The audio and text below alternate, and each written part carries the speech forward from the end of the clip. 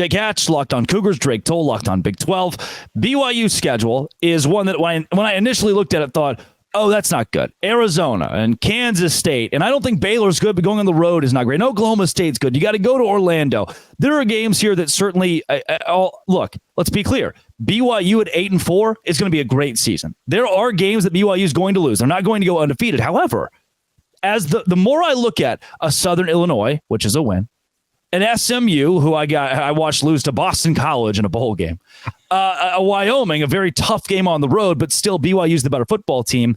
And then, sure, you get Kansas State, which is tough, but I think Baylor, not just a winnable game, I have BYU winning that game. You've got Arizona State, Houston at the end of the schedule. I see 6 that I just don't know how BYU loses. I'm sure they could, but I see 6 where I still believe BYU's the better football team. Am I buying in the Cougar tail is a little bit too hard?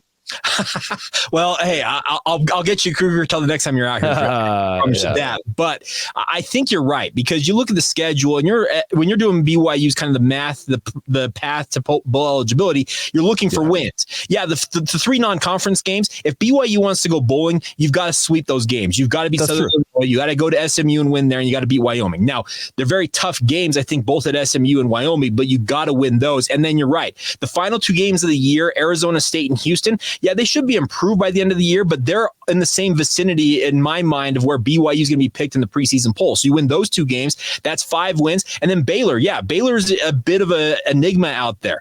What are they ultimately going to look like? And you have to go down to Waco to play that game, but that's 6 wins if you can pick those off alone. So along the way, if you at home, BYU's been a very, very solid program. Kansas State coming in for the very first Big 12 home game of the season. I know Kansas State's a very, very good team, but I can tell you, Cougar fans, they're going to be absolutely juiced for that game in terms of being at LaVell Edwards Stadium and going to UCF. The thing is, I think BYU, the whole goal this season is to get to the bowl season. So getting to 6-6, that's the whole goal for the Cougars at football wise. And you're right. Looking at the schedule, there appear to be games that BYU should be the favorite in. And I think there's, probably 5 or 6 that they should be favored in. By the time BYU gets to Waco against Baylor, and sitting at 3-1, people are beginning to talk. That is the goal. BYU being 3-1 at that point. Kansas State is tough. I assume out of those first 4 games, you're going to drop 1. Then you go to Waco, where at that point, Baylor will be porous enough that you got a chance to pack out the stadium and have more BYU fans than Baylor fans and turn it into Provo East. The Arizona game being at home. And I think, Jake, one thing I do go back to what you alluded to with LaVell Edwards Stadium. Last year, there was BYU, and then there was BYU home night game. And it feels like most years that is probably the case because of the magic that Provo presents. Is that going to give you a leg up enough, though, to beat an Arizona or an Oklahoma State? Well, there's that you talk about it. They call it the Vampire Cougs is what they were calling it last year. That when they were playing at night, they were seemingly invincible. When they played during the day, it was like, who is this team? Now, the other thing is BYU on the road last year struggled mightily. They obviously I think that West Virginia game sticks in a lot of people's minds out here in Provo. Just the way that BYU kind of rolled over and played dead in that game, seemingly. The bigger thing I think BYU understands is a program. Talking with people around the program, they were embarrassed. They started the season 5-2 last year. There was a lot of talk about could they get to 6, 7, 8 wins, and where could this ultimately end up? And then they suffered a 5-game losing streak, and that has stuck in the craw of everybody in that program, and they want to get back on top. So, yes, I think they're understanding that they have to play better, whether it's day game, away, no matter when that game is scheduled, they've got to bring it every single time. And I think this program learned a lot last year, especially that humbling 5-game losing streak to end the season. Let's go, Jake. Southern Illinois, SMU, Wyoming. I assume BYU will either be favored in each of those or right around it. In my book, they're the better team in those 3 non-conference games. I know a lot of people are high on SMU, but again, I'm never able to really buy the hype of that now ACC team.